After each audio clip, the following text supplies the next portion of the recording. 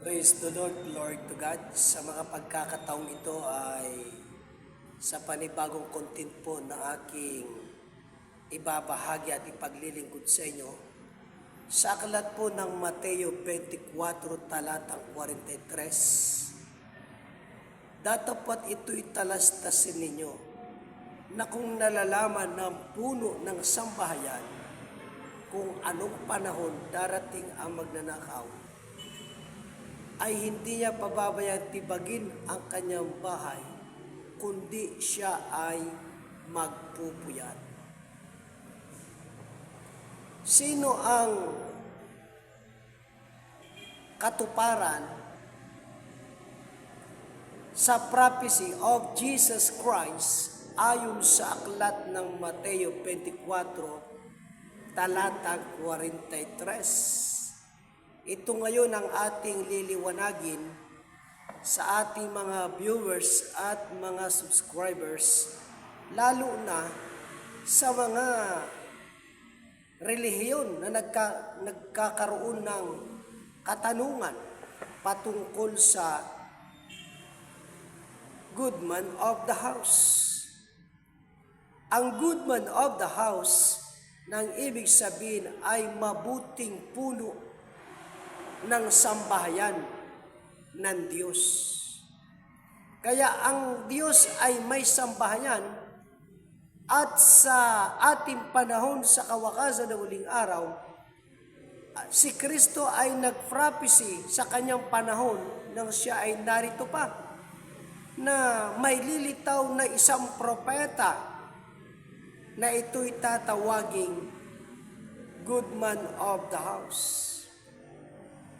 Ang good man of the house ay hindi ang Panginoong Hesukristo ang tinutukoy dyan. Siya nga ang nag-prophecy. Purihin ang Panginoon. Ngayon, mayroong mga preacher na may naglilito sa ibang bansa. Aking napanood yan isang beses. Na siya raw ay good man of the house. Yan ang sabi ng mahal na apostol Arsenio Periol, na no siya ay nasa panahon pa na kanyang kalakasan at tinuturuan ng iglesia na darating ang panahon, may lilitaw na magpapakilalang siya ang good man of the house.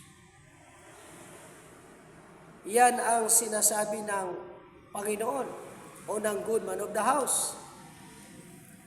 Kaya karamihan sa propeta, walang mga propeta, kaya naging propeta dahil nag-prophecy sa sarili nila.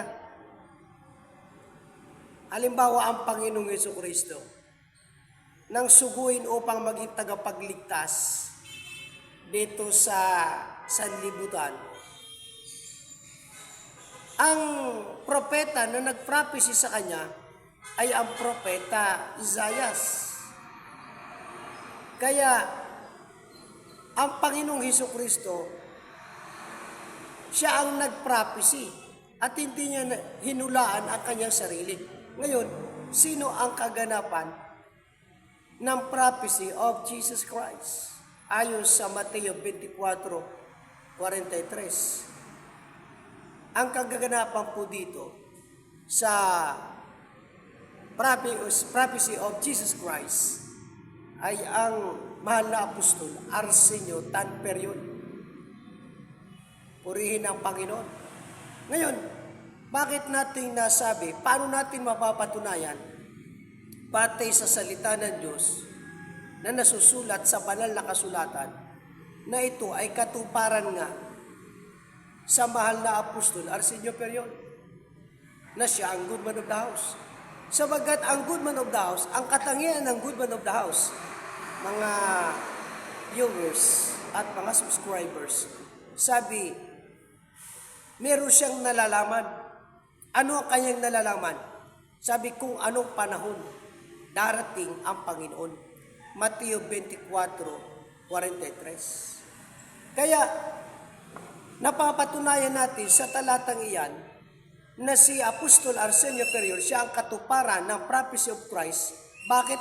Alam niya ang panahon na muling pagparito ng Panginoon. maraming mga leader. Sa bawat relihiyon may mga leader. Sa bawat nagsasabing sambahayan ng Diyos o tunay na iglesia, may mga leader. Pero ang leader nila ay walang direct revelation of the Lord. Kaya ang leader sa sambahayan ng Diyos na siyang good man of the house, merong direct revelation of the Lord. That is the end time mystery revealed. Direkta na ipinahayag ng Diyos sa good man of the house. Kaya nalaman niya ang panahon o ang hiwaga ng panahon ng pagbabalik ng Panginoon. Dahil ang Panginoon din ang nagbigay sa kanya ng mensahe o revelation. Praise the Lord. Yun ang sinasabi sa sulat ni San Pablo sa Ephesians chapter 3 verse 5. At ng unang panahon ay hindi pinakilala sa mga tao na gaya ngayon ay ipinahayag sa banal na apostol at propeta sa Espiritu. The time of the Old Testament ay hindi ipinahayag ng Diyos sa mga propeta ang hiwaga na ito. Maging sa naunang mga apostol, sa 12 mga apostol, hindi ipinahayag ang hiwagang ito. Ang pagkaalam at pagkaunawa ng panahon at bahagi ng panahon na muling pagparito ni Kristo. Dahil sa panahon nila ay hindi pa panahon ng end time. Hindi pa panahon na muling pagbabalik ng ating Panginoon. Kaya itong ating panahon, tanda na ito ay fourth watch na. Ito na ang panahon ng wakas o pagbabalik ng ating Panginoong Hesukristo.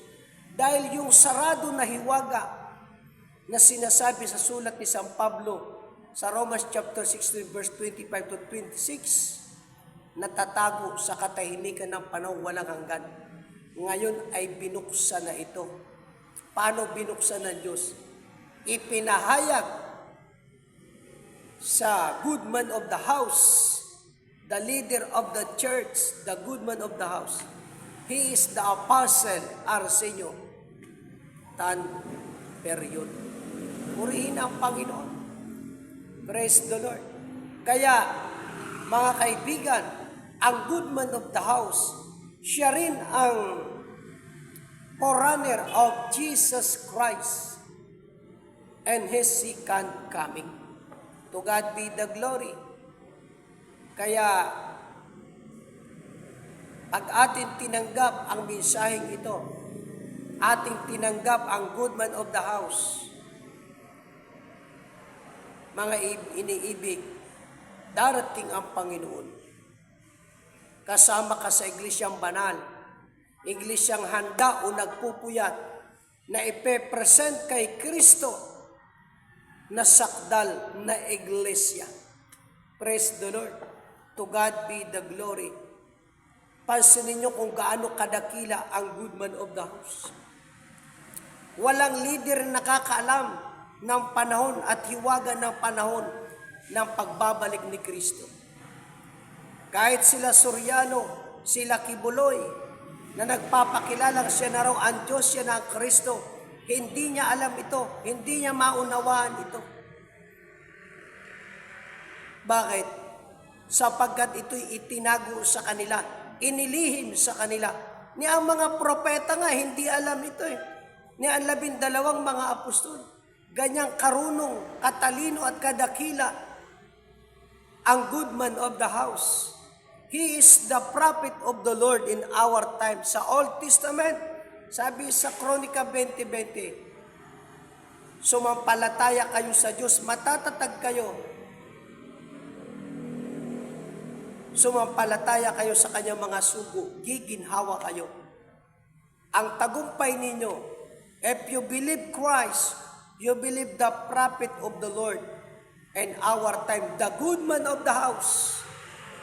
Praise the Lord. Kaya sa paksa na akin tinalakay sa inyo, kanino nagkaroon ng katuparan?